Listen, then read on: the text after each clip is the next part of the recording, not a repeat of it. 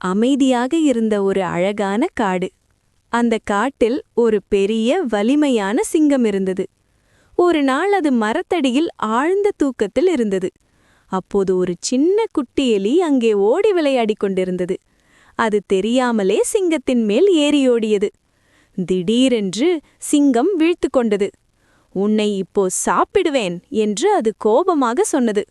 எலி பயந்து, "ராஜாவே, தயவு செய்து என்னை விடுங்கள், ஒரு நாள் நான் உங்களுக்கு உதவி செய்வேன்" என்றது. சிங்கம் சிரித்தது, ஆனாலும் அதை விட்டுவிட்டது.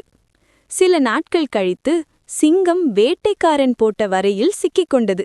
அது பலமாக கத்திக்கொண்டிருந்தது. அந்த சத்தம் கேட்டு சின்ன எலி அங்கே ஓடி வந்தது. அது தன்னுடைய கூர்மையான பற்களால் வலையை கடிக்கத் தொடங்கியது. சிறிது நேரத்தில் சிங்கம் விடுதலையானது. "நன்றி என் நண்பா" என்று சிங்கம் மகிழ்ச்சியாக சொன்னது. அந்த நாள் முதல் அவர்கள் நல்ல நண்பர்களாக வாழ்ந்தனர். சிறியவன் என்றாலும் உதவி செய்ய முடியும்.